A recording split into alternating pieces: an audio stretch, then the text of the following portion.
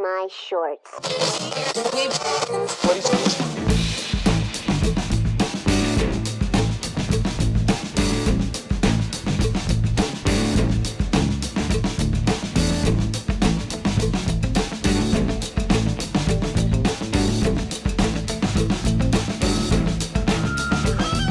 Hello everybody, welcome to the Dave Lee Down Under podcast. I'm of course your host, Dave Lee.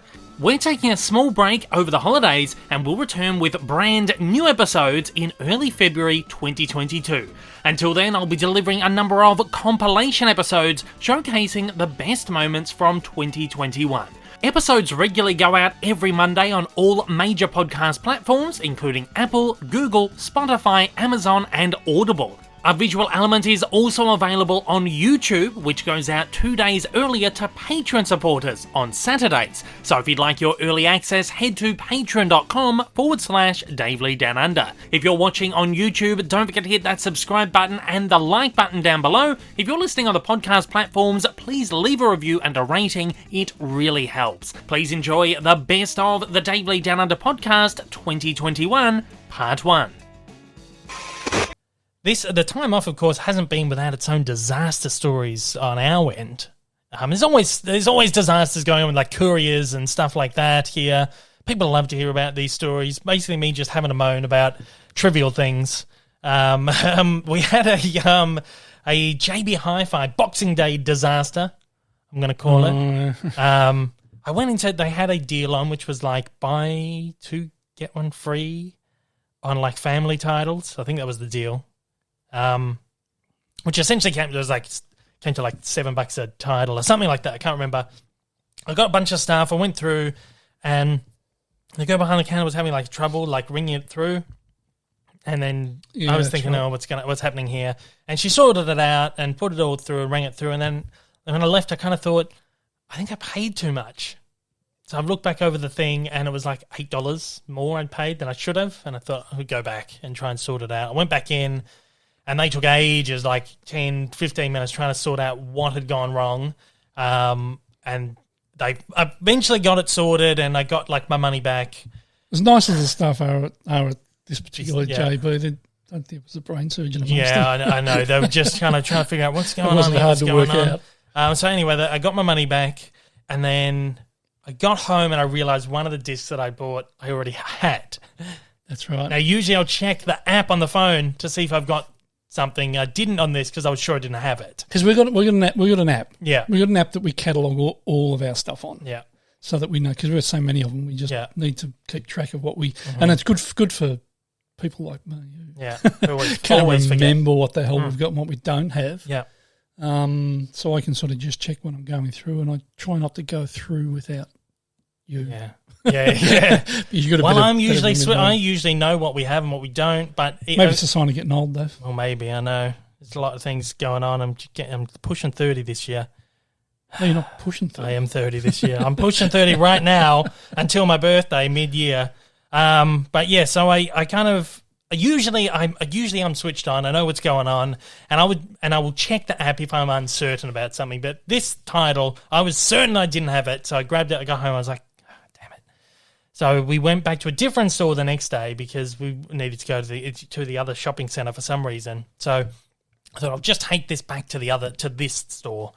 I took it up to the counter. I was like, all I want to do is I want to swap this disc over for this disc, and because this one I wanted to swap it over for was a little bit more expensive, I just want to swap these two over and pay the extra like $1 something that it was. And it just said, just I want to send this back, and I'll pay the extra for you to swap this over. The guy was like, I don't understand what you're asking. I said, okay, I'm returning this, and I want to get this one, but because this one's more expensive, I will pay the extra to swap it over. I'll have to get the manager. The manager comes over. The manager doesn't know what the hell I'm going on about, and he's like, I see you've already had a refund on this order. I said, yes, because they stuffed up at the till at the other store. And he says, oh, yeah, well, I think you've already won out of this transaction. I think you've come out, $8 more than you should have. It looks like you. I'm like, no. I was like, no, they stuffed up at the other end. And all I want to do now is swap this disc for this one and pay like the extra $1 something. They didn't understand it. No, and it went on for not ages and ages. The manager pulled us to the side. I'm not one to want to like cause a scene or anything in a store. And we just kind of went to and it was only like $7 or something, wasn't it? It was so like it wasn't going to break small. the bank Exactly or anything, right. But for me, it got to a point like, fuck this, we're going to fix this. Well, yeah, exactly. Got to sort this out. We kind of went around in circles, and he's trying to explain the system to me, how it works. I'm like, I understand the system. I understand how this works. Buy two, get one free, whatever. I said, well, all I want to do is swap this for this one and pay you the extra money. I will give you the extra money to just swap it over. And he's like, I don't understand what you're trying to say. You've already got this you've already got the refund. And I just said, you know what, I can't be bothered with this. I'm going. I was like, I'll take this. I'll sort it out. And we're about to leave, and I thought, you know what, stuff it. Yeah, it just said, it got to a point where I was like, I've been here long enough. It's probably taken 20, 30 minutes by this point. Yeah, I'm exactly like, right. on principle, I want to just get this sorted. He was almost accusing us of trying to rip them off. Well, yeah, and that's what he was doing. And it was getting really. And I thought, I don't get annoyed. Well, I get annoyed a lot, but I don't get like fired up that often. But I was starting to just get a little agitated, and I didn't want to I don't want to be rude or mean or anything to a store assistant. I've worked in retail, I know what it's like, but to know that all I wanted to do was swap this over and just give you a couple of extra bucks, but then getting almost like accused of, it's just sort of, you've already won out of this transaction, we've given you money. I was like, that's not the point. Anyway, so I was like, I'm going to figure it out on the website, what the cost of the thing should have been so I can show him what I'm talking about. So I did that, took like 10, 15 minutes, and then I showed the guy, and he's like, I think he finally understood what I was trying to say. And then went over to the computer. He's like, let's just ring this in. He's like, let's just do a mock kind of thing in the system to see what it all comes up with. And he put it all in, and he's like, oh, no, you were charged the correct amount. I was like, but I wasn't. I wasn't charged the correct amount. And he's looking through it. He's like, I see what's happened. He said, one of the items you have bought wasn't part of the buy two, get one free. The movie was... But this specific edition of it wasn't. The only difference in this edition was it had a different cover. Yeah, that was the JB exclusive. The JB exclusive, but they had that marked as part of it. At the other store, they had the sticker on it. So I didn't know. I just picked up the one that had the sticker. Yeah. So that's what initially caused the stuff up at the till where something didn't go through, and then whatever. I went back, I got the refund, and then I went to this second store, and that's why they got confused. It was like, no, you have paid the right amount because you've got this title. Anyway, it got to a point where the guy's saying, oh, well, you've actually won out of this transaction because you got the more expensive title for the price of the other title. I'm thinking, but it's exactly the same bloody thing with a different cover. He's like, oh, no, there's different special features on there, so you've got more content for the lesser. I was like, no, it's just a different cover. Yeah. Anyway, in the end, he was like, oh, well, you know what you can do. I said, oh, well, what can I do? I said, all I want to do is return this and pay extra for this. Oh, because initially they had tried to charge me like an extra $20 for the disc. I was like, that's no, right. There shouldn't be that much. It should only be like a couple of dollars. So he was like, well, at the end, he's kind of like, well, what you can do is you can swap that in and pay the extra, or you can just return that item and I'll refund you for what you have paid for that item. I said, done, do that. Yeah. I don't even care about this other title. So in the end, he really softened and realised, shit. I see. So it's been a bit of a cock up. Yeah. Like realised that it was their stuff up. Yeah.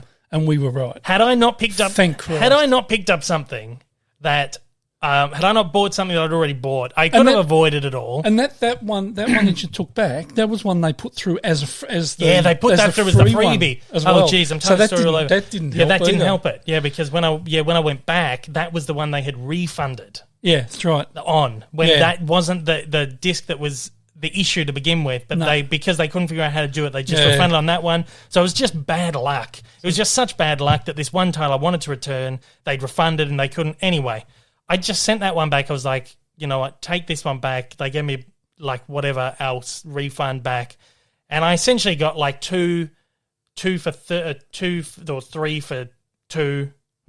What's that? The deal? Buy 2 get 1 free. Yeah, I got 2 for the buy 2 get 1 free price without having to pay extra for the third one. Anyway, so anyway, it's just one of those things that is just around and around in circles. It took about an hour in the end. Kicker of it all was that because we were there so long, we had to pay for parking. Best actress motion picture drama was between a lot of powerhouse performances: Viola Davis, Ma Rainey's Black Bottom; Vanessa Kirby, Pieces of a Woman; Frances McDormand, Nomadland; Carey Mulligan, Promising Young Woman; and Andra Day for United States vs. Billie Holiday. Your thoughts on this one? Yeah, Dave. Well, here's the thing. I think I feel so bad. Like when I put that clip on Twitter, I always I want to give kudos and props to the people that give a performance like this because she's genuinely great in the role. I didn't like the movie. I thought the movie was very, very poorly put together. Also, I think these other 4 performances are maybe a step above what this performance is, but not only that, they were 1 through 4 on everything. Gold Derby, Oscar predictions, all these different websites. And so no one, except for the Golden Globes, the Hollywood Foreign Press, no one had her as the choice, as the pick. So that's why I reacted the way I did. I pulled out, the Vine, he needs some milk. I needed milk at that moment because the shock factor of that decision, and it wasn't, oh, she's terrible in the film. It was no one predicted her. It's like saying, I'm an NFL guy in the United States. The horrible team right now is the New York Jets. It's like saying, well, the New York Jets is going to win the Super Bowl, and everybody knows they're not going to win the Super Bowl. That's what it felt like. And it was just drastic, such a drastic decision. I'm still not convinced she has a chance at the Oscar, but I'm very convinced she could get that 5th spot. Now, I think this secures almost above a Zendaya or some of these other actors that she was contending with. That's crazy, man. I looked at the we've got the sports bet app here where you place bets on sport and stuff, right? Curious. And occasionally they'll do like special events things, and it might be stuff like you can vote on who's going to win, like on the latest whatever the hit reality show of the time is or whatever. But then around award season, you can place bets on awards as well. And I looked at this one. Because I was just kind of curious, like on the day of Golden Globes, what people were paying and stuff. And Andra Day was paying $10 to the dollar. $10. It's one of those times where you're like, I wish I'd just forked out all my savings. Oh my God, man! We could have put some money in. I could have moved down there, bought an apartment, man. What is going on? Could not believe it, man. $10, and for you well, that would be, it's probably about $8 in US dollars, but still, man, like, Jesus. Imagine if you just put money on that. Like, if I was a rich bastard just lying around, had nothing else to do with the money, I would go through these things and be like, I'll just put like, a couple of $100,000 on whatever. If I lose it, I lose it. Imagine, man. And the Golden Globes is the perfect place to do that because they're the ones most likely to make the drastic decision. And I thought it could be Best Picture. It was Best Actress, and somebody got really rich that day. Oh, I know.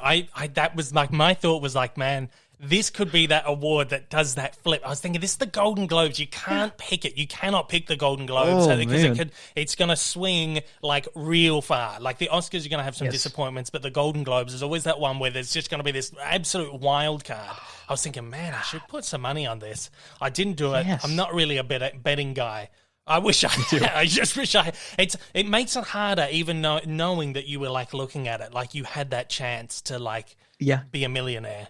Like, crazy. I know I'll get sucked in if I start betting on things like that. I have man, my personality is like, I have an addictive personality. Like when I find a team to root for or a movie to obsess over, like a Sing Street, like I just can't stop. So if I were to get into movie betting, my God, you wouldn't see me again, Dave. Oh no, I'm exactly the same. My personality is so addictive. Like you've seen my Blu-ray collection, I would just buy stuff, right? Actually, this week, good example. Pop figures. Man, don't get me started on bloody pop figures. I've got heaps of them over there behind the curtain. In the other rooms. I just can't stop. I can't stop. This week, they had a sale at our JB Hi-Fi, which is like our equivalent of your Best Buy. They sell Blu-rays and DVDs and stuff. And they had like a big sale on, which was like 30% off. And they do like these multi-buy deals, so it's like 3 Blu-rays for $30. And then they occasionally will do like a 20 or 30% off sale, which stacks on top of that deal, which is always like really bad for me because I always go in and just spend up. And for some reason, I went in there, I was like, oh, there's not much I really want. and they had all those like DC animated universe films. And over the years, I've picked up like one or two of them and kind of thought, oh, I'd be interested in getting into them. So I picked up a few. I was like, you know what, I might buy a couple more because they're like 3 for $30 plus 30% off. They're going to be like $7 each, which is like the equivalent of like $4 or $5 US, right? So dirt cheap. I was like, okay, I'll get a couple of these. I'm standing there with 3 of them. And I'm like, yeah, I wouldn't mind that one as well. I wouldn't mind that one as well. That looks pretty good. And okay, now I've got 2 handfuls of 3 for $30. Oh, no. Oh, jeez, this one looks good too, man. This one. And I'm like, well, if I'm getting this many of them now, I know I'm going to want to get all of them at some point down the line. So then I wound up, the Batman box set with 18 Batman films is part of the buy one, get one 50% off. And so is this one with all the Justice League ones. That's a no-brainer as well. I ended up buying like almost all the movies. And now the bad thing is like 4 or 5 of them are out of print here, so you can't get them here. So now I'm having to go on Amazon and importing them and paying like $15 or $20 a film. So it's gone down this massive rabbit hole where I've almost just bought like 40 of these DC animated. Then this is why I don't bet. Because I know if I get a little bit of that, I'll be like, oh, I'm invincible. And then I just blow all my savings on the Oscars. So. Oh, my God, Dave. That is the ultimate rabbit hole. I'll tell you what, though, man. These DC movies are pretty good, man. Keep buying them. You're going to get some. I watched one last night, and it was the Superman, Batman, Public Enemies, the first one. I really enjoyed it. I really enjoyed it. It was pretty good. I've heard that it's not like the best one, but it was like 11 o'clock by the time I put on. It was the shortest one. It's like 60 or like 70 minutes. It's like, I'll put this one on. It might be nice. I enjoyed it. So I'm looking forward to seeing that's the one. I think the second one has Darkseid and Supergirl. Yeah. That's not the first one, right? No, the first one's the one with Lex Luthor. And they're like going up against like a million. Big robot. Yeah. Yeah, I remember that. That's a good one, man. It was good fun. So I'm excited. I'm going to just like power through all of them. I'm very excited. Yeah. It's also led me to buy like the Justice League series on Blu-ray. Because I was like, man, I've got to get them. Because I've got Batman the Animated Series. I've had that for a while. I've got the Batman Beyond, because I loved those shows when I was growing up. So I know I love the DC animated stuff. But it was that time where I was like, I'm just finally pulling the pin on all these films. And I just, again, I went in just because I'm going to have a look. And I've walked out with like almost... And it's worth it, Dave. I know. Addictive personalities. So be careful. Yes. Be careful out there, guys. Hopefully next week. You did a little work in the house yesterday. Oh,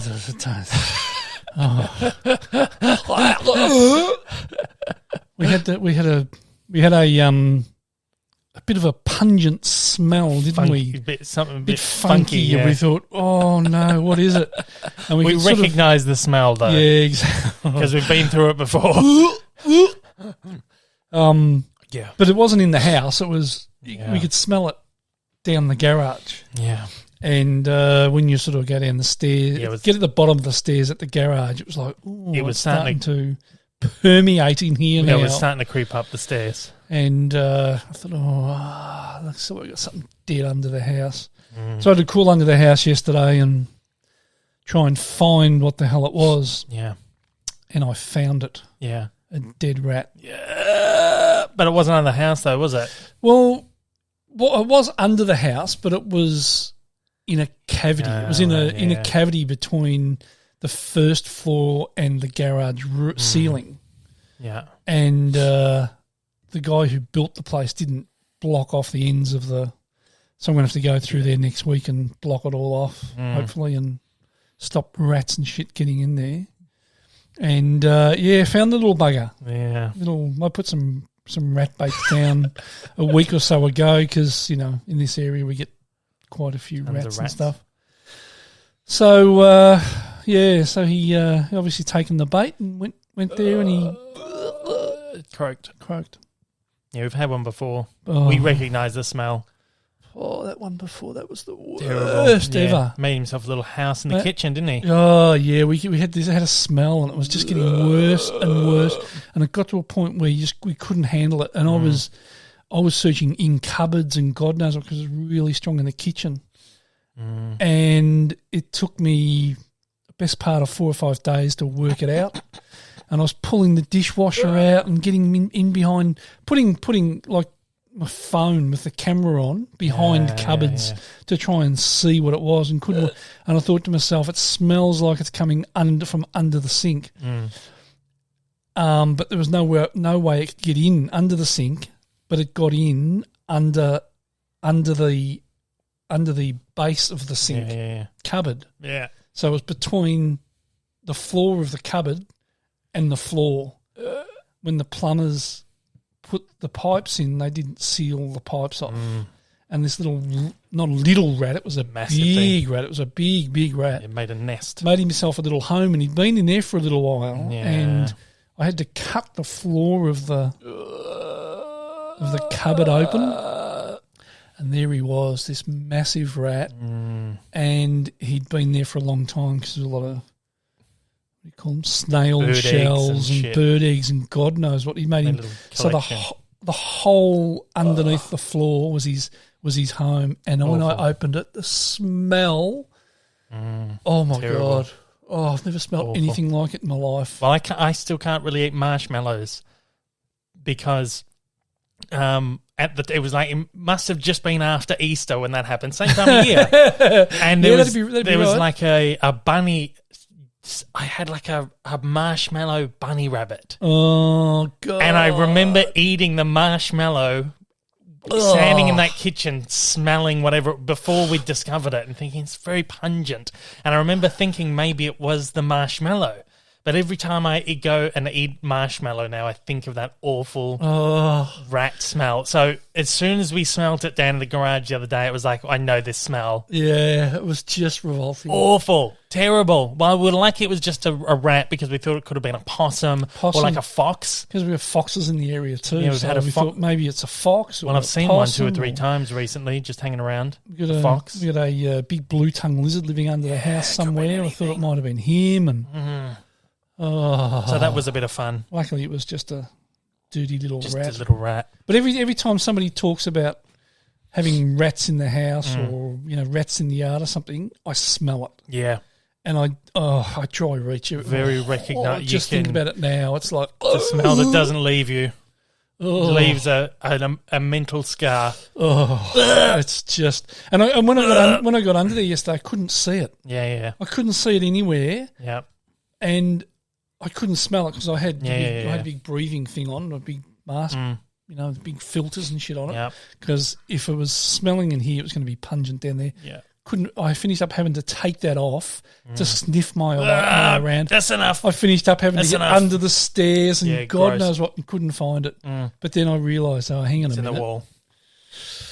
Anyway. Other than that, it's been an all right week. Revolting. Look, we'd usually play shite or all right at this point, but... Oh, what are you doing to me? But I don't want to risk, overdoing it. I want to try and... Shite or all right burnout. Yeah, I don't want to burn everyone out on it because people are enjoying it and I don't want to burn it out. So what I want to do is to try and kind of introduce a few new kind of different games every now and then. Okay. We can rotate, but we got a special one this week. Okay, I'm calling this one. Well, I won't tell you what I'm calling it. Firstly, I'll tell you what this is kind of on the back of. I don't know if you really heard about this, but for some time, both Citizen Kane, which is long heralded as the greatest movie of all time, right? Debatable.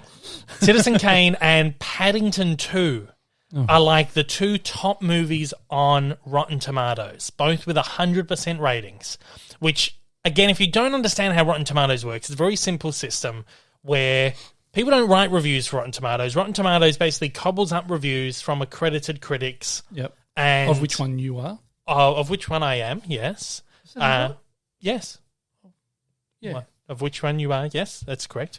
So they cobble up all these reviews from their accredited critics. Of which one? No, that's correct. Are you? Oh, whatever. No, you are. You are, of which you are one of, that's you could it. say. That's it. That's what I was trying to think of. God's sake. Anyway, so they cobble up all the reviews, and I think it's something like anything like below, I don't know, it depends on what your rating is. It can either be a fresh or a rotten rating. So if it's good rating, it's fresh. If it's rotten, it's rotten. So when I submit mine, I can give a star rating, and I also select whether it's a fresh or rotten. Yep. So they weigh it up, and the percentage just reflects how many reviews are positive. Right, okay. So if Citizen Kane and Paddington 2 are 100% on Rotten Tomatoes, that means 100% of the ratings have been positive. Right. So then if you get a 50%, that means 50% of the reviews are positive, 50% of the reviews are negative. Right? Yep. So it's always based on that how many positive ratings there are on the website. Okay. So essentially, every review for Citizen Kane and Paddington 2 is positive up until recently.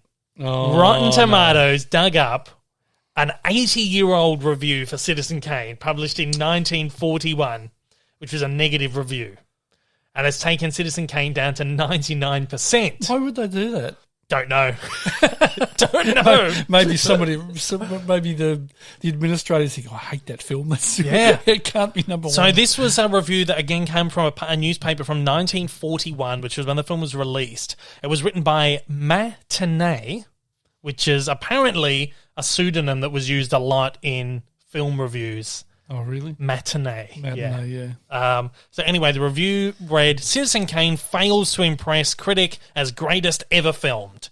Because even then, even when Citizen Kane first opened, people were saying this is the best movie that's ever been made. Yeah. And that's why that forever, Citizen Kane, people have looked at that as, it's the greatest movie ever made. Because people can't think for themselves. Yeah, exactly right. People are sheep. Especially when it comes to film criticism, yeah.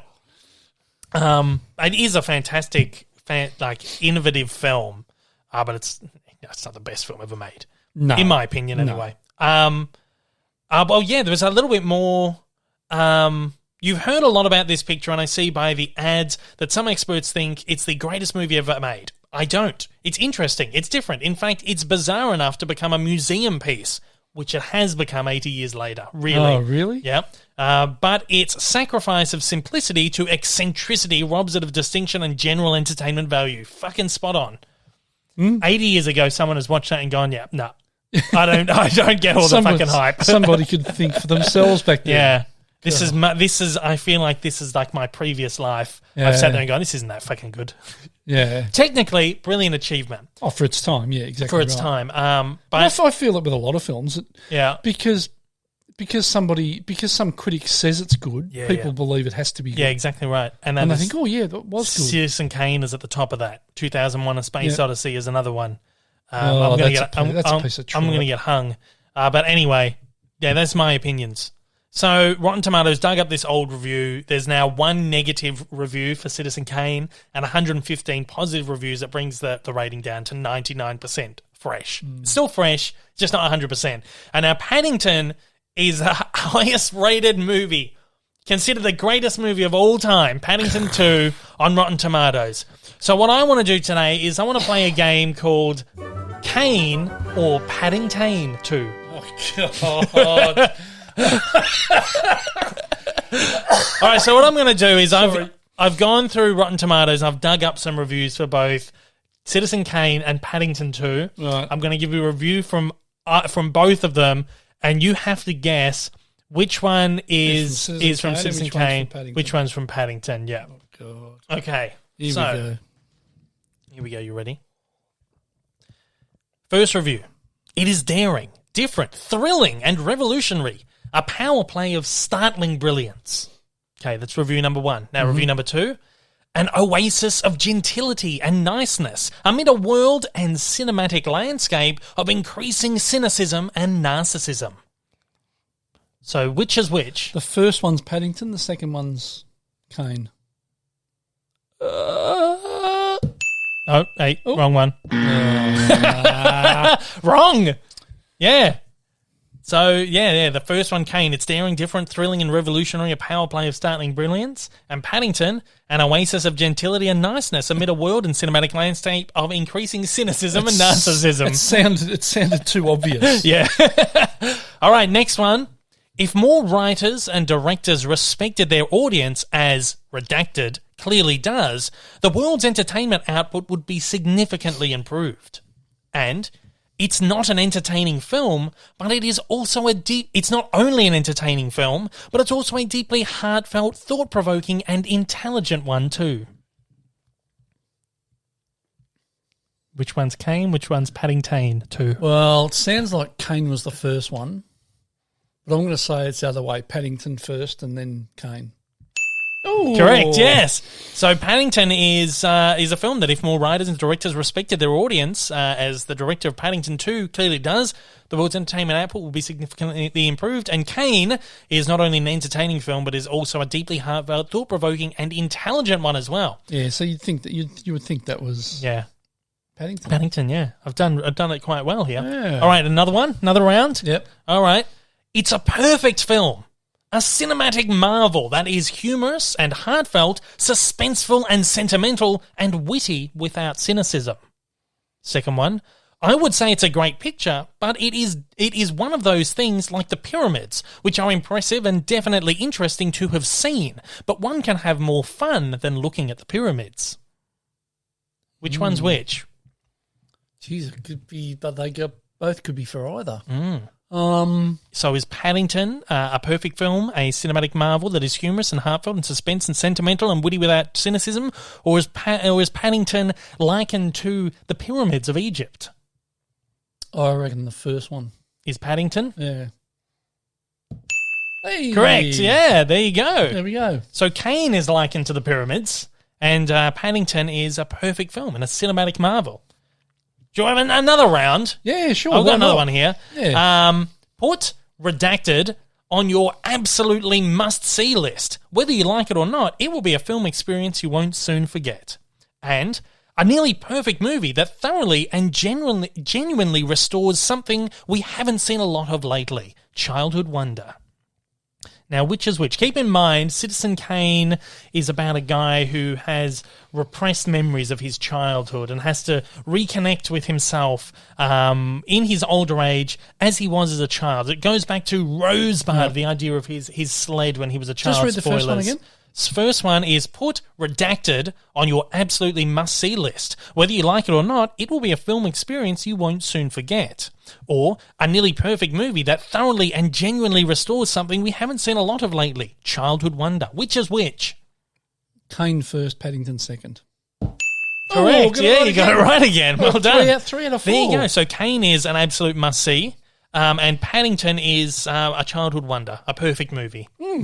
I've got one more. Should we just do... Actually, I've got 2 more. How many more do we do? I'll just fucking do it. I'm having fun. Okay, so an utterly charming, beautifully judged, and genuinely heartwarming tale of triumph of good over evil. And it can be classified as, in a number of aspects, one of the most arresting pictures ever produced. Which is which? Paddington, then Kane. Hey! Got it again!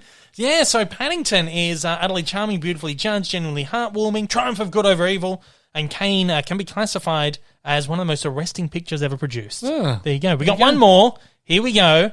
Is he going to win one more?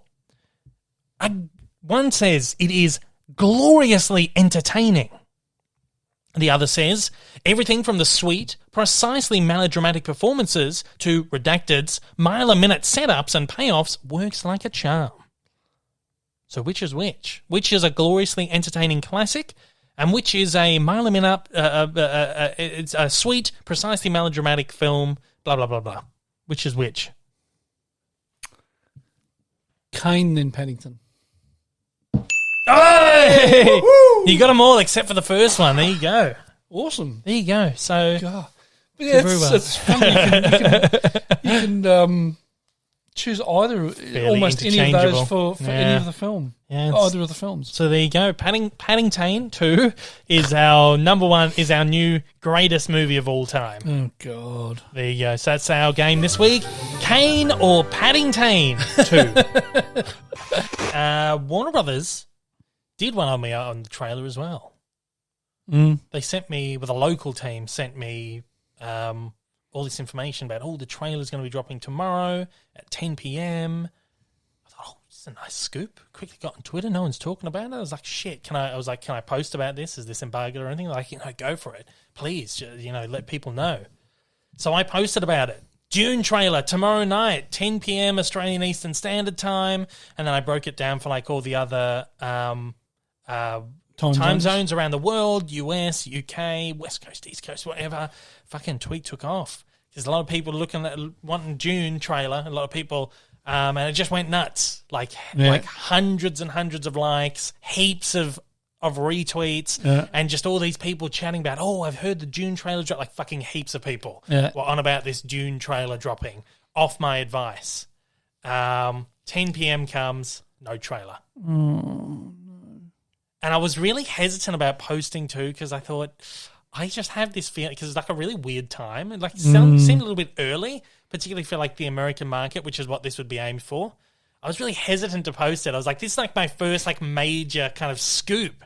It's come right from the source, the studio. I was like, fuck. And that's why I was like, I'm going to post it. It's come from the studio. I trust it.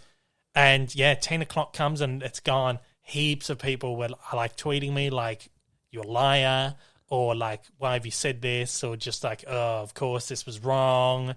And then I'm getting all these memes coming at me. One was like this picture of Shrek, which was like, of course, an Australian account gives us a tip-off on Dune and it's incorrect. And there's a picture of Shrek like, doing this sort of face. I was like, oh no. But then at 11 o'clock, the trailer dropped. Right. So I'd been tipped off like an hour early. So whether...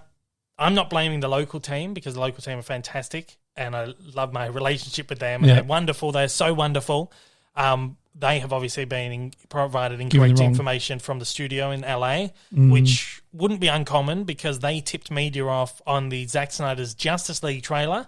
And this was like last year or whenever that was, however many months ago, whatever. They tipped off media about, the Justice League trailer is going to drop this day, this time, and then they dropped it an hour early.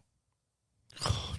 So all these people chatting like, oh yeah, it's going up, and then it goes up early. But in my case, I was done by an hour late.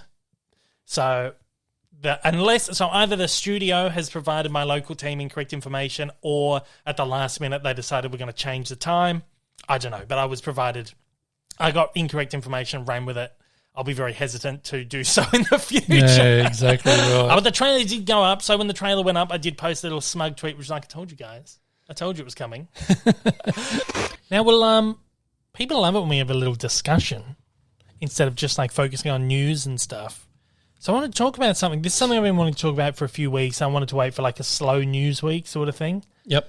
And that's this week because... That's this week. There was shitloads last week. Yeah. There's not much this week. There's a little bit of news this week, which we'll touch on at the end. But this here... this is something that's come to my attention that it's a little bit... Again, we're following this theme of my... what do you want to call it? My existential crisis of coming up to 30 years old. What a crisis. Yeah, 30 years. I know. Someone brought to my attention that we are now as far from the 1980s as the 1980s was from the 1940s. Oh, yeah. Good point. My God. And this is now opening up a new debate over what should be considered classic cinema. Well, the 2000s are from 1960s when I was born. Oh, yeah. God. So this has opened up a whole new debate over what should be considered classic cinema. Now, Nathan Fontaine, who's a follower of mine, long-time follower, wonderful guy, he said that he watched Indiana Jones and it struck him that the original Raiders of the Lost Ark was inspired by 40s movies. 1940s, yeah. 1940s movies. And now that movie is 40 years old. Raiders of the Lost Ark. So for the time when that was made, it was inspired by 40-year-old movies, and Raiders is now 40 years old. So now this has kind of brought up this thing, which is like the 1980s are now as far... Well, we are now as far from the 1980s as the 80s was from the 1940s. Yeah. I got a little bit of a... We kind of got a little bit of a Twitter thing, and we're talking about it, and I guess I retweeted it and just kind of like thought, oh shit, this is crazy. And it hit me that I've obviously got a lot of followers who are maybe even like in their 20s who see these movies as really old, like movies that were made in the 1980s. And even younger people now apparently believe that movies from like the 80s, 90s, and even maybe early 2000s are old films now. God. So I got in this little debate. I was almost like, to me, I can't consider movies from this period as classic Hollywood, but some people do. Because I feel it's really weird to lump something like Raiders of the Lost Ark with Casablanca. Like, that feels weird to me. Yeah, it does a bit. Like, we have always considered classic cinema as like that period between, I guess, the 1910s through to, was probably 40s, like the 50s, I'd say even pushing to the 1980s. Because I've always felt like people like Paul Newman, Robert Redford, all them, they were still at the height of their game in the 70s. Suppose, So you would put stuff like Butch Cassidy and the Sundance Kid alongside Casablanca. I kind of feel like it Smoking fits. Your Bandit. Or, in that kind of... But again, I'll get you to weigh in with kind of your opinion in a second. But I kind of had like almost this Twitter tiff with someone who was a fairly well-established critic. And I guess we must follow each other on Twitter. I believe they are a little bit older than me, but they believe that you can consider it a movie from the 80s or the 90s, part of classic cinema. Now, I believe you can consider movies from this period a classic. Raiders is a classic. Yep. Close Encounters. Star Wars. Well, Star Wars, late 70s. Yep. But Empire Strikes Back is 1980. Yep. Classic. Return of the Jedi. Classic. 1983. Stuff like even The Lord of the Rings, which was early 2000s, is a classic of cinema. Braveheart, Gladiator. But I would not consider it classic cinema. Oh, I've got a couple of views on this. One view is, for me, a lot of those films you're talking about, like Raiders of the Lost Ark, they were inspired by other films. Yeah. So the films that inspired them are classic cinema. Yeah. If you know what I mean. Yeah. So we're talking things that were probably made, as you said, 1910 through to 1960, 70, whatever. Yeah. But a lot of the more recent films that people are now considering classic cinema. Yeah. I don't know if I could actually consider them as being classic cinema. Yeah. Because classic cinema, when I think of classic cinema, it's films, films that were groundbreaking. They told new stories. Golden age of cinema. Yeah, and a lot of the stories we see today are stories that have already been told. Yeah, exactly. Even if it's an original movie, you've seen it. It's been done before. Yeah, exactly right.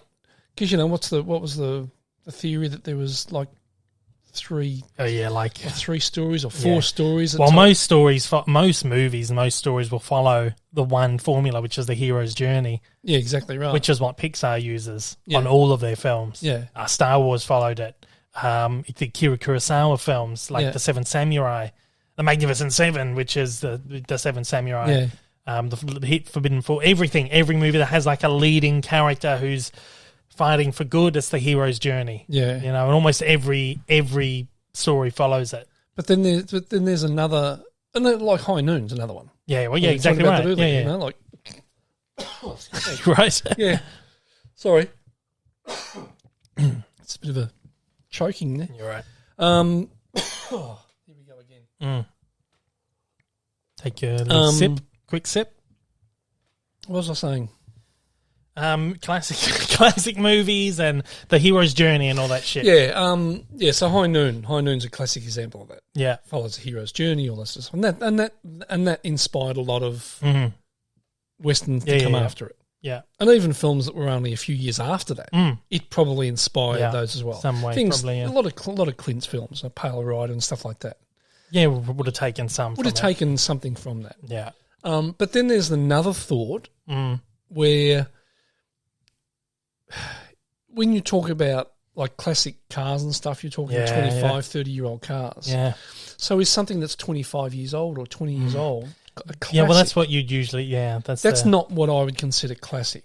For me, It is films that inspired other films that were made in early cinema. Now, golden age of cinema. Right, yeah. Well, for me, classic cinema is the golden age of cinema. Yeah. And there's such a distinctive period, again, where there are these new stories being told, or even a lot of these movies are based on books or plays or anything. So nothing's original to begin with. Yeah. But they're the first time these stories are being told on film, but the aesthetics of this period are so different to now. Yeah. And these were the movies that were inventing cinema as the art form that it is. Yeah, that's right. And that's why we then fall back on everything these movies did, because they set the stage for everything that followed. So even things like for me, like A New Hope, I would consider that as classic cinema. Yeah, I would too. And the reason for that is because it was groundbreaking. Yeah. It created new ways of doing things. But like, okay, so we take Lord of the Rings, which was what, early 2000s-ish probably? Yeah. Now, they were very, very groundbreaking movies.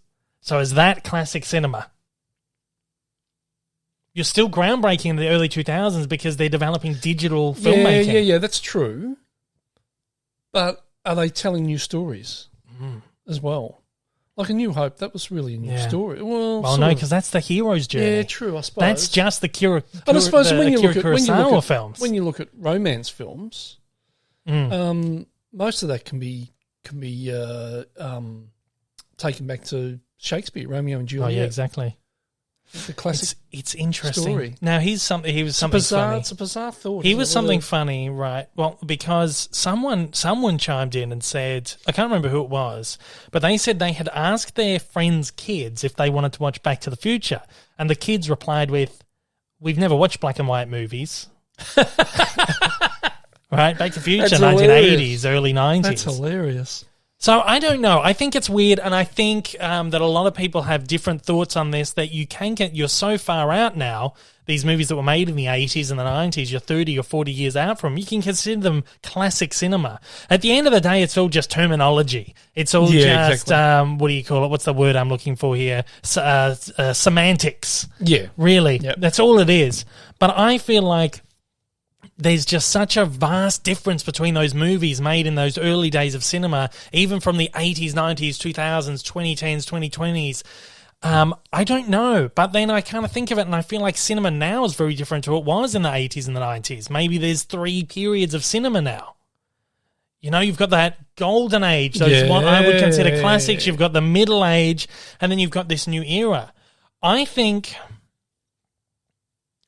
maybe it's the time where we need to reassess how we're labeling films. That's a thought. I mean, because you got that whole, like, with Disney films and stuff, or even like Marvel and DC and stuff. You've got all different ages, Yeah. We've got the golden age of comics, the silver age, the bronze age, and the Disney periods, the golden age, pretty much the same thing. Yeah. The silver age, the whatever. So is that the way you've got to look at cinema now? Oh, maybe. I feel mainstream film, or because we have passed an entire period or generation of films, 1980s to 2020s, which is that same period as that early age of cinema. Yep. So we have like these 3, we're going into like this new age. Cinema's not that old. It's like 15, 20 years old or whatever. It's like, whatever. Cinema's not been around that long 18 in the whole scheme of everything. Yeah. Cinema was still being pioneered through to now. You think about digital cinema, like we've hit this. But like even if you're looking at more modern stuff, where you've got digital technology and stuff taking over, I don't know whether just because they're groundbreaking in that regard, whether you really consider it as being classic cinema. No, that's what I'm saying. Because this is what they're I'm the saying. same stories, just being presented in a different manner. Yeah, but that's not exactly what I'm trying to get at. The point, the idea of considering something like, okay, Die Hard to me is a film that is classic. That's a classic film. It's a classic film, but it's not classic cinema. That's right. It's not classic cinema. Yeah. Whereas other people, some people don't see that difference, and they will go, no, that is classic cinema. And some of these people I was speaking to, they were like, why can't you put Casablanca next to Die Hard? They're both old movies. But it feels weird to me. And I don't know, maybe is this because this next part of it is is this because I've been alive in this kind of period where these movies were made?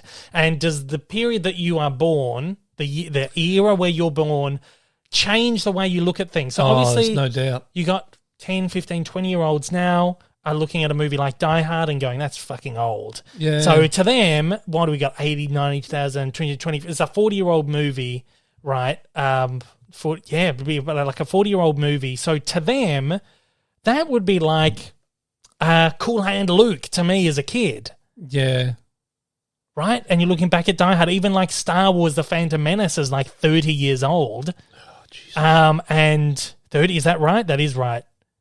No, 20 years. 99. So 22 years, nearly 25 years old. So even that is as old as something like a movie from the 70s was. You know, Paul Newman, Robert Redford films. So you're trying to tell me that Phantom Menace is a classic? But younger people would think it is because it's an old movie. This is just the idea of people lumping old movies together. But I feel like they shouldn't be. I still feel like there is just very specific eras, very specific. Interesting. When I worked at FOP, HMV store over in Cambridge, they had their what I would consider classic cinema. Yeah, they had that labeled as vintage. That's the vintage. Okay. And I think over in the UK they do consider classic cinema vintage. Right. So you have the vintage era. Now, how would you label cars? You've got vintage cars, which are like 20s, 30s, 40s cars, right? Yep. And then you would have what would you consider cars like 50s, 60s, 70s? Classics? Well, yeah. See, vintage for me would be, A model Fords and stuff like that. So, 20s, 30s, 40s. And classics. I mean, even like I watch a lot of those car shows, and they refer to cars as being classics. Yeah, and we're talking about car 50s and 60s. Yeah. So maybe this is now how we start. Maybe the classics have now become that middle 40 years, and the vintage films are the old things. Yeah, I'm happy with that. I think I'm happy with that. Actually, that'll work. I think that works. It's just now a matter of working your head around it. Yeah. Yeah. I think what this comes down to is it's really just a perspective of time. Oh, there's depending on when you're born, and because someone that's born today, will look back at stuff that's being made today, and think, geez, that was made 20 years before. Yeah. That was made when I was born. That's so old. Yeah. Or film that was made when you were the year you were born. Yeah. People are being born today. They'll go, geez, that's old. By the time they're 20, that'll be 50 years old. Well, movies like Titanic, Gladiator, Braveheart, these movies that were made in the 90s, Adam Sandler comedies. Yeah. They are. A lot of them you look back now and you go, that's very dated. So even something like Avatar. What year was Avatar? Oh, Avatar was 2010. But still, that's someone born today, by the time they're 20, that's a 30-year-old film. Hey, by the time James Cameron gets through his next 5 Avatars, it's going to be like 20... no, seriously, it's going to be like 2032 or something. So the first movie will be 20 years old. God. Yeah, I don't know. So I don't know. I think it's interesting. I think you're right. I mean, classic, you can sort of do that. You can say, that's classic and they're vintage. The vintage, yeah. I think maybe that's what we have to do now. It's weird. But again, I think, I don't know. I don't know whether it's because the older I'm getting or just the more that I'm just really interested in like the whole idea of like the history of the universe and all that shit. But what a lot of people don't realize is that we're here for such a small amount of time. That's right. And we judge these things just dependent on our own perspective. And we see like, oh, we've been alive for 20, but we're just such a speck. Like there's that idea of the cosmic calendar where you put the entire history of the universe in a calendar, the entire history of mankind, the creation of the world and the dinosaurs and cavemen and all of us, all of this history that we know about happens in the last second of the last day on the cosmic calendar. And that is how how insignificant and how tiny our amount of time. That all of that, billions of years, is the last second of the last day of the cosmic calendar.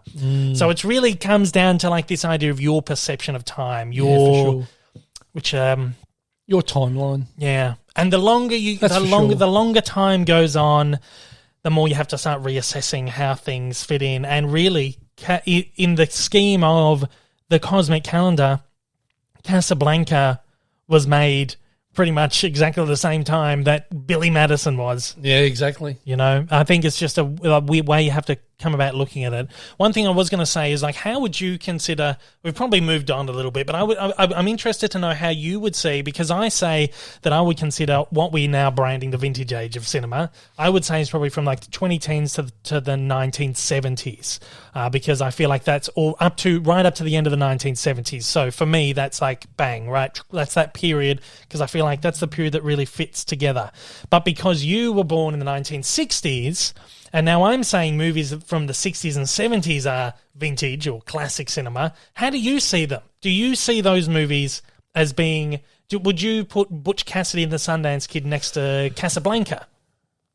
Probably would, yeah. You probably would. I probably would. Maybe you're just old enough to now go, okay, this old movie. They're old movies. Yeah, but you're right. For me, anything pretty much prior to my birth. Yeah. Is like vintage. Old movies. So then how would you consider old. something like made in the 60s, the 70s? Would you still see them as part I'd of that see old them as bunch? classic. So you wouldn't, okay, that's the question is... But sorry, this is a tough one for me, because I would consider them as, some of them as being classic. Yeah. I would put, now I can't explain it. I would put... Because there'd be films like, when was Cool Hand Luke made? What, like 1960s, I guess, to Okay, have a look. So I would, or was that 70s? I would class that as being a classic film. Yeah. And is that because it was Paul Newman? Well, I think for me, that's part of it. 67. So for me, the idea is that these but then... So what you would consider as being almost the original Hollywood actor. Yeah, that's what I'm kind of... But then, Cary Grant and... I would bun... Yeah, but that's the next weird thing. Cary Grant, Bogart, James Cagney, Jimmy Stewart, they were doing movies in the 20s. Yeah, that's right. And then they kind of phased out by the time you get the new breed, which is Paul Newman, Robert Redford, Steve McQueen. Yeah, Jane Fonda, all those. And then the new breed after that is George Clooney, it's Brad Pitt, it's Julia Roberts, that. And then we've even got this new wave coming through.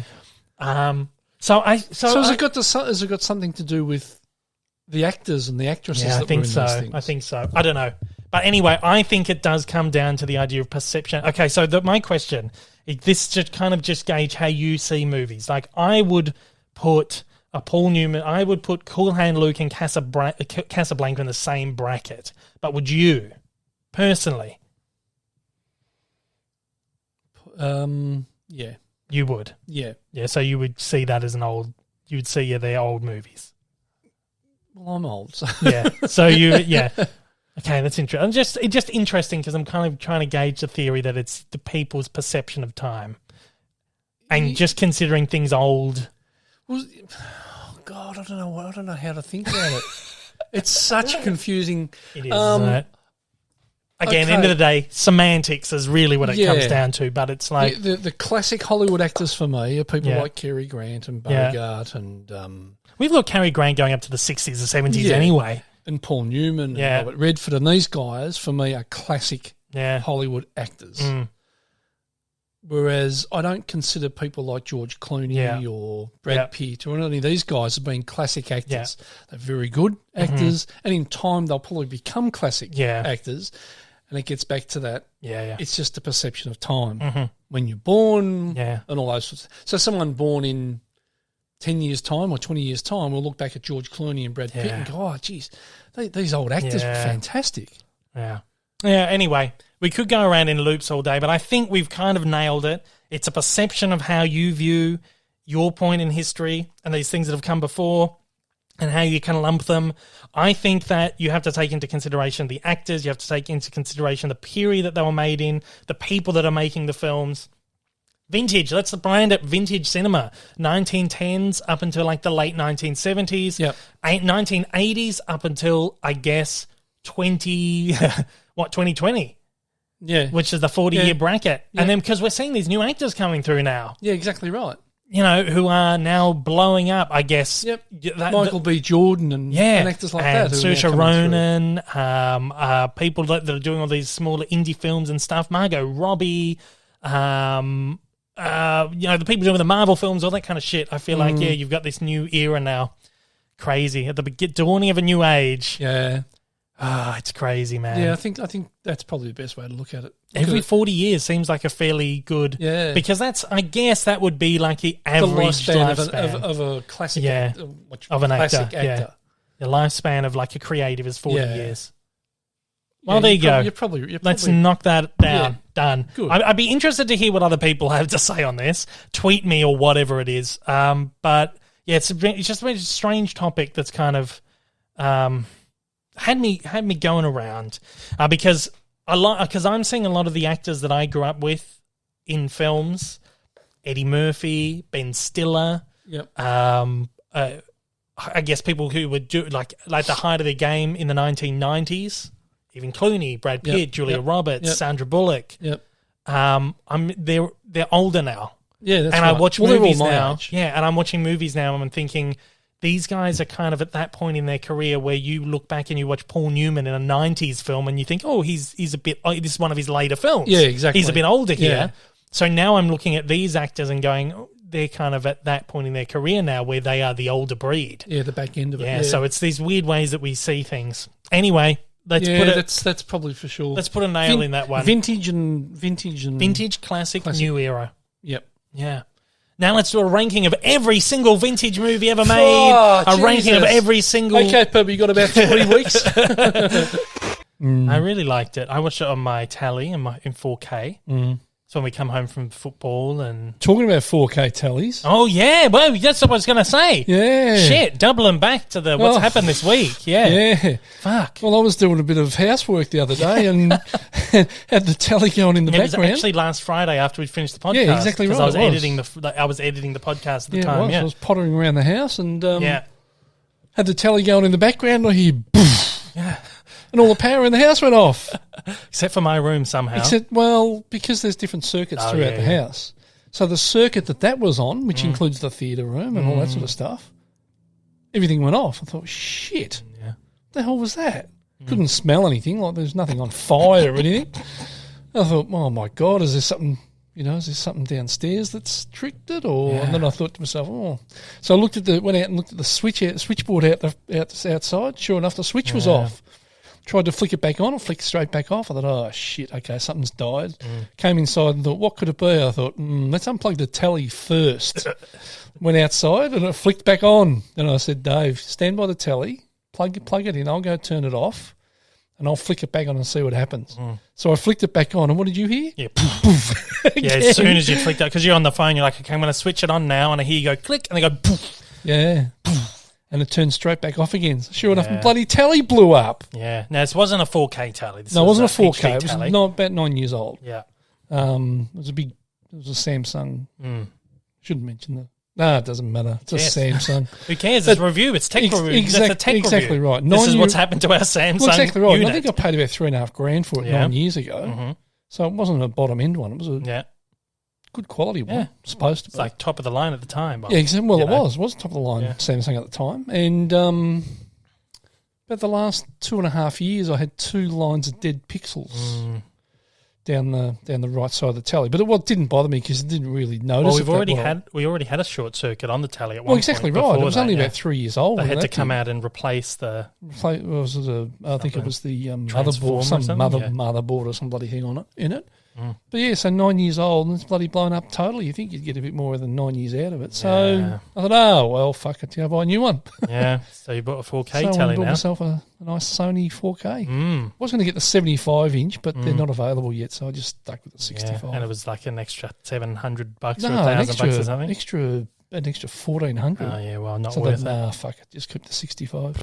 So at least I got a 4K tally now. Yeah, now we've been advocates for Samsung for a long time. Yeah. But I feel like their products just don't have that longevity. No, like that one has died twice, essentially. This Yeah. time it's irreparable. Yeah. First time they came and replaced it as Well, we even said. if it was repairable, I'm not going to bother because it's old tech now. Yeah.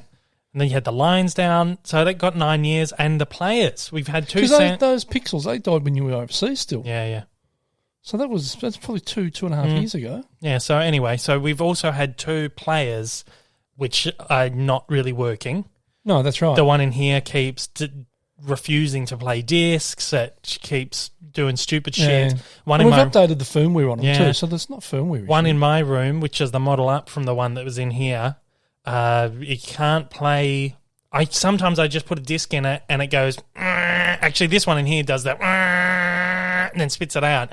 The one in my room just comes up with a message that's like, "Cannot play this disc," or "Disc is not the capable of something." Just it's not.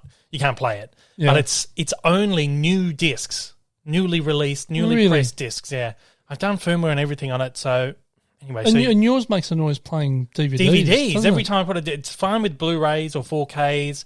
Every time I play a DVD in it, oh no, not that. It's like a really loud fan, like.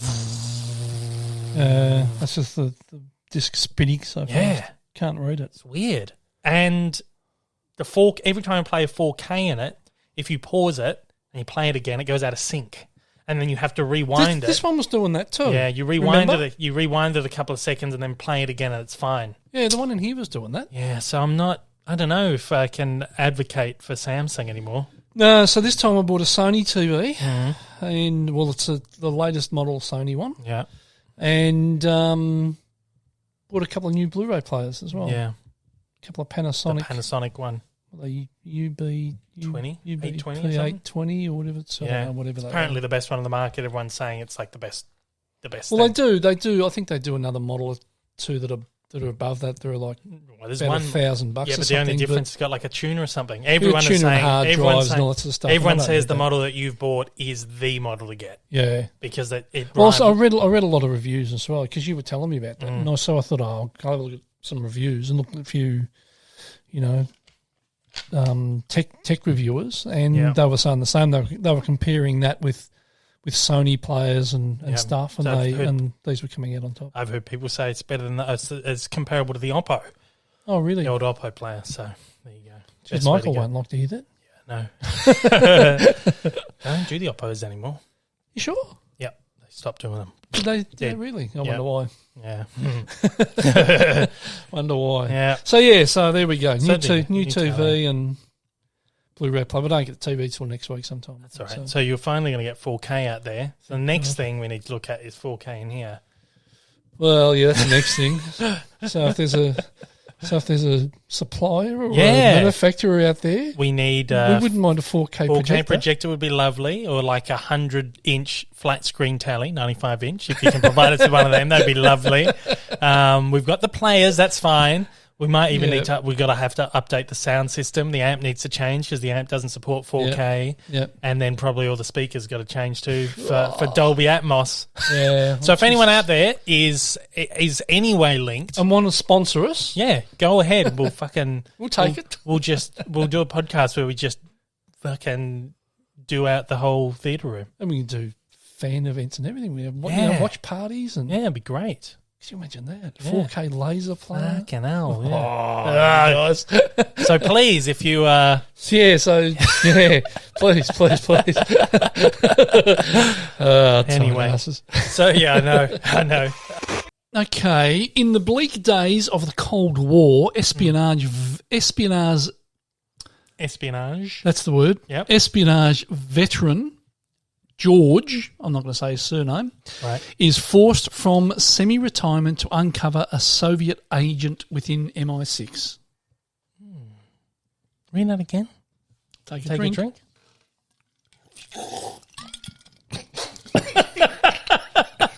Up the nose. Dave's just taken a slurp and it's gone right up the nose. Went down. Down the wrong way. Down my windpipe. There we go. Oh, that was hilarious. That serves us right. It's karma. It's karma's come bit us in the ass. Fucking hell. I want the tears out of our eyes now so I can read. Oh, no. Okay. Please read that again.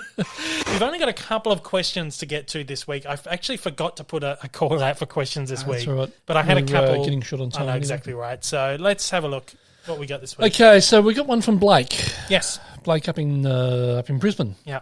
A Patreon. Yep. G'day, Blake. How are you, mate? Hope you're doing okay up there in lockdown. Yeah, Okay, so Blake says, hope you're doing well. Yeah, we are. We're thanks, not in Blake. lockdown. Seeing as Brizzy is in this lockdown, as is most of the country right now, except Melbourne and Tasmania, Hobart.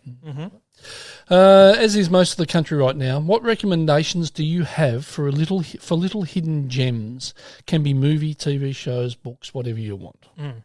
You Keep up the great work. Thanks, Blake. Appreciate it as always. Sorry, go on. You had a few things you want to say? Yeah, well, those three we were talking about before. If you've not seen them, get onto them. I mean, for lockdown stuff, I like to sort of watch TV series because you've got so much time. It's no use just recommending a movie, I reckon.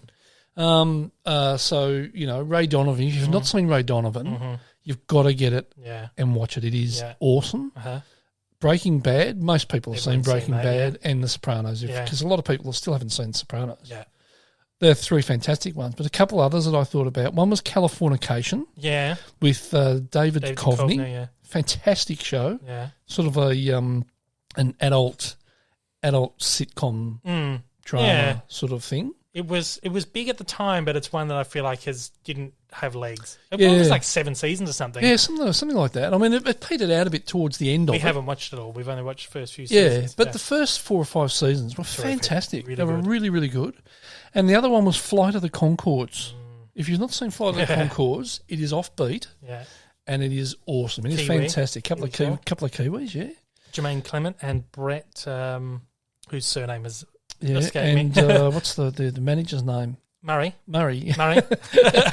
What's his name? Rice. I was going to say E-Fans, but that's that British guy. No, that's Rice Joe? No. I'm going to pull it up. Flight of the Conchords. Jermaine Clement, Brett McKenzie, of course. McKenzie, that's right. And what? I thought I clicked on it. Flight. Oh, there it is. And Rice Darby. Kristen Schaal was in that as well. Yeah, Arch that's Barker. right. Yes, he was too. Yeah, he was the guy. He was Dave. Yeah. He worked at like the pawn shop. Yeah, that's right. Yeah, no. So if you haven't seen Flight, Such a great little show. There's not too many episodes though, is 2 there? seasons, like 20 episodes or something, I think. 22 episodes, yeah. It's so good. It is awesome. Yeah, I think, if I'm not wrong, Taika Waititi was involved. I think he wrote a number of episodes for that. Oh, okay. It was created by James Bobbin, who did the Muppets movies. Oh, right.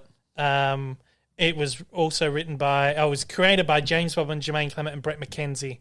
Now, Brett actually did the music for one of the Muppets movies, or both of them, I think, the recent ones. But I'm sure Taika Waititi, if I can look it up. Not sure. Yeah, he wrote 4 episodes. He directed 4 shows. I was going to say, it's really his sort of... Yeah, he directed 4 episodes and wrote 2. Well, that's the other one, the one that Taika did, the vampire one. Oh, yeah, the film, What We Do in the Shadows. Yeah. Yeah, I haven't seen the series yet, though. You've watched some of the I've series. watched some of the series, yeah. It didn't really hold me for too long, but it was good. I mean, my older brother, he loved it. Yeah. He absolutely loved it. I enjoyed it, but I didn't watch the whole thing. I only watched probably maybe 3 or 4 episodes of it. Yeah. So, yeah. And what have you got? I've got a couple of books. I want to recommend some books this week. Oh, okay. Because I felt like every time someone says, give me your hidden gems, and I'm sure Blake has asked before, and I'm always like sprouting the same fucking 3 or 4 movies or shows or whatever. So I thought, we're on this topic of books, and I thought I'm going to recommend a couple of my favourites that have also been written by someone famous. This is one of my favourite novels of all time. It's called The Pleasure of My Company. I've read it, I reckon, 3 times. I'm not a rereader. I don't reread books. I've read this at least 3 times. I got the audiobook. I've listened to the audiobook a number of times, which was read by the author, who is, of course, a comedic idol of mine, Steve Martin. And it is one of the greatest pieces of anything I've ever read. It is funny. It is sweet. It's charming. It's got drama in there. Did I say the name of the book? It's called The Pleasure of My Company. And when you read it, you imagine you're watching a classic Steve Martin movie from like the 1980s or 1990s, and you picture him in your head. The synopsis, basically, Daniel P. Kane, Cambridge, 30, 35, 38 or 27, depending on how he feels that day, is a young man whose life is rich and full, provided he never leaves his Santa Monica apartment. After all, outside there are 8-inch high curbs, and there's always the horrible chance he might see a gas station attendant wearing a blue hat. So except for the occasional trip to the local pharmacy to admire the California girl Zandy and to buy earplugs just because they're a bargain, he stays home a lot. And a good thing too, or he never would have been falsely implicated in a murder, never almost seduced Philippa, never completed the impossible task of jogging around the block with Brian, never ironed his pillows, and he might never have won the most average American contest.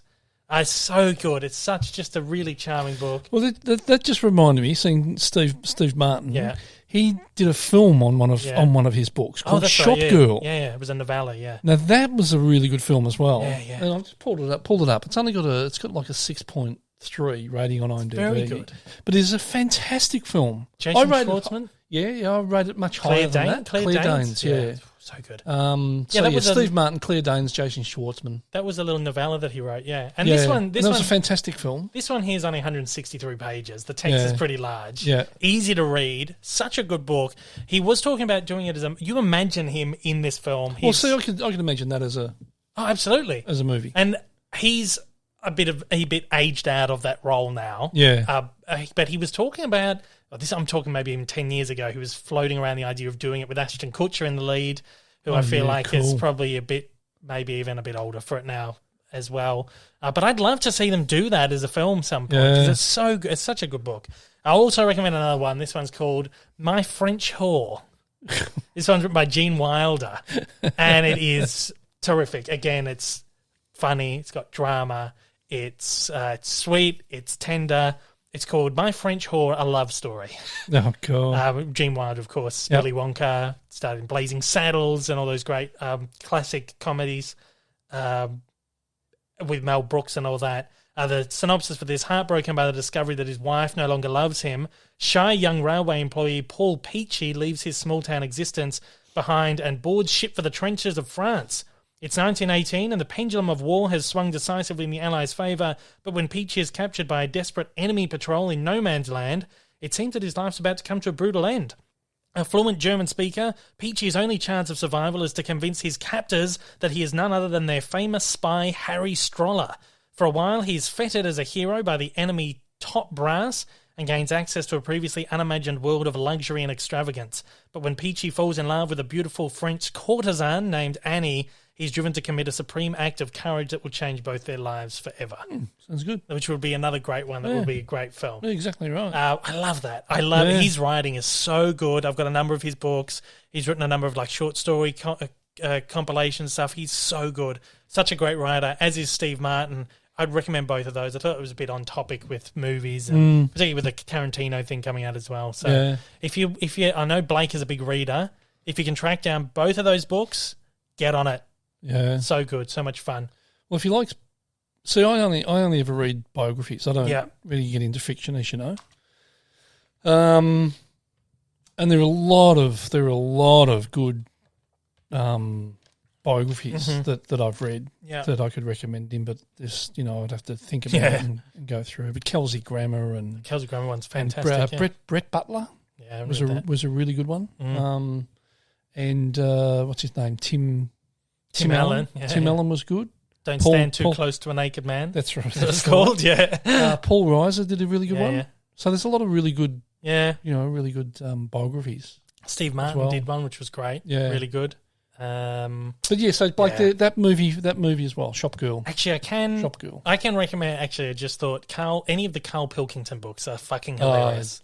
Anything Carl. I've read all of his books. He's done if you're familiar with him from Idiot Abroad, he did a bunch of travel diaries, which kind of expand on the show. Well, that's another thing. If Blake hasn't watched things like Idiot Abroad, Life's Too Short with most definitely. I feel like it's a Ricky Gervais show. He's in it a little bit, but it stars Warwick Davis. And it is the fucking funniest, one of the funniest things ever. Each episode has a different celebrity guest star. Liam Neeson comes in, and that is one of the funniest scenes I've ever heard in my life. Liam Neeson comes in, he's like, I want to learn improv. He's like, let's improv. And they're like, all right. Him and Ricky are like, all right, let's try out some improv. And then everything that Liam Neeson says just really dark. He's like, I've got cancer. He's like, no, that's fucking funny. And then Johnny Depp comes in one and he hires Warwick to be his little dwarf because he's going to play a dwarf in a movie. Has him in the toilet. And it's just funny.